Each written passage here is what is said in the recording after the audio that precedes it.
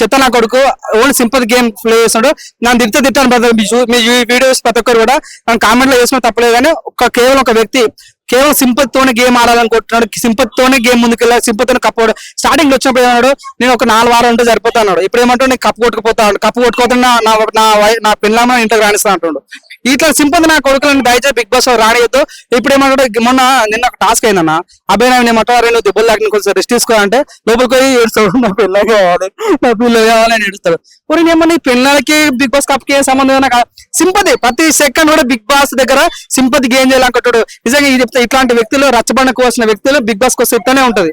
ఈయన పిల్లం కావాలి, పిల్లలు కావాలంటే నువ్వు రచ్చబండకోవాలి, ఇక్కడ బతుకు చెక్కబడికో, అంతేగాని బిగ్ బాస్ కి వచ్చి మమ్మల్ని తల తినని అసలు వర్త్ కాదు. వీక్ పర్సన్ ఏం లేదు, ఓన్లీ సింపతితోనే గేమ్ ఆడుతాడు, గేమ్ ఆడాడు మానేశాడు.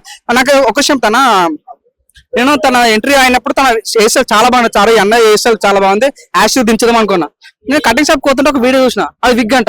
ఇంత ఫేక్ ఉన్నాడు ఏంటన్నా ఫీలింగ్ వచ్చింది. అక్కడ ఫేక్ పర్సన్ ఈజీగా తెలిసిపోయింది. అంతే కట్టప్ప అనొచ్చు అన్న. కట్టప్ప ఎందుకంటే తన స్టార్టింగ్ వచ్చినప్పుడు విష్ణుప్రీత ఫ్రెండ్షిప్ చేసిండు. అని ఏమో విద్య మంచి బాగుంది, వీళ్ళ మధ్య నుంచి వాళ్ళు చెప్పుకున్నారు, వాళ్ళ మధ్య నుంచి వీళ్ళు చెప్పుకున్నారు, ఓకే బాగుంది. నామినేషన్ వచ్చేసరికి మెల్ల నామనుకుంటా విష్ణుప్రియ నేను నామినేట్ చేస్తున్నా అన్నాడు. అరే ఎందుకు చేస్తున్నావు, ఎందుకు అనుకుంటే తను ఒక పదం వాడింది విష్ణుప్రియ, నువ్వు ఫెమినిస్ట్ అనే పదం వాడింది. ఒకప్పుడు నన్ను ఫెమినిస్ట్ అనే పదం వాడినావు, నాకు నచ్చలేదు, మరి ఎందుకు ఫ్రెండ్షిప్ చేసినావు అంటే నువ్వు దగ్గర ఉంటే ఇంకేం పదాలు వాడతావో ఆ పదాలను వాడుకుని నేను నామినేట్ చేస్తాం అనుకున్నాను అంట. అసలు ఇంత ఫేక్ నా ఎట్టుంటారో నాకు అర్థం కాలేదు. అంతేందుకు నిన్న ఆదిత్యమో నామినేషన్ ఇచ్చినప్పుడు, అరే నువ్వు చాలా డిప్రెషన్ ఉంటే నేను హెల్ప్ చేసినారా, నీకు మోటివేషన్ ఇచ్చినా అంటే నీకు ఎవరు నామినేషన్ ఎవరు నీకు మోటివేషన్ ఇవ్వమన్నా.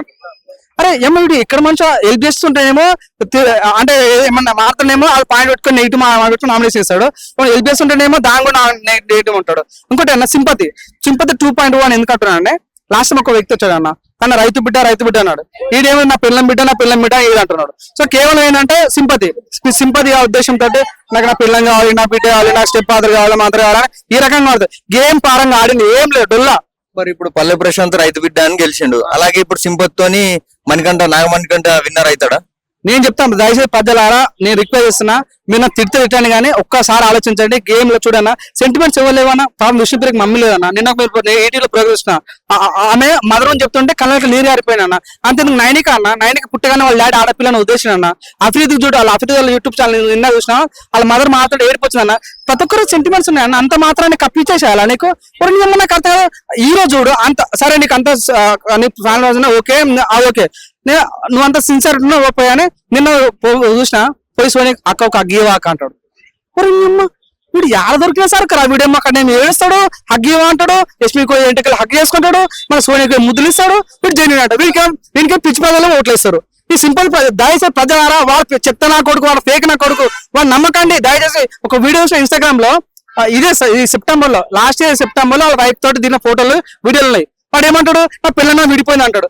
విడిపోయిందా లేదా వానికి క్లారిటీ లేదు. ఒక విషయంలో అంటే మా డాడీ అనిపోయినట్టు, మా డాడీ బతుకున్నా అంటాడు. ఇప్పుడు ఏ మాత్రం వీనికి క్లారిటీ లేదు చెప్పట్టుగా. వీడిని దయచేసి వీడు ఉసురు వెళ్ళక రంగులు మార్చి ఎగురుదు కూడా చేస్తున్నాడు. దయచేసి నమ్మదు. Is not fit for the Bigg Boss అనే ఫీలింగ్ కలిగింది నాకైతే.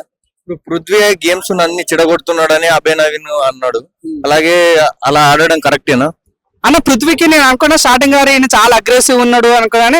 ఆయన డేలు చూసిన కొద్దిగా ఈ మనిషి ఇంతనేమో అన్న ఫీలింగ్ కలిగింది. అంటే ఈయన ఈ రకంగా ఇట్లా ఉంటాడేమో అన్న ఫీలింగ్ అండి. చూడండి అప్పుడప్పుడు సోహెల్ కూడా ఇంత ఉన్నాడు, చాలా అగ్రెసివ్ ఉండే, కానీ తన నడవడిక మార్చుకొని తను బిగ్ బాస్ టాప్ 3 వాళ్ళకి వెళ్ళాడు. తిన్న కూడా మనం మార్చుకుంటే తప్ప తన సర్వైవ్ అయ్యే ఛాన్స్ లేదు. ఇట్లా ఉంటే మాత్రం కష్టం, చెప్పాలి 100% నెక్స్ట్ వీక్ లేదా ఇంకా 3 వీక్స్ వరకు ఉండి తర్వాత వెళ్ళిపోతాడు.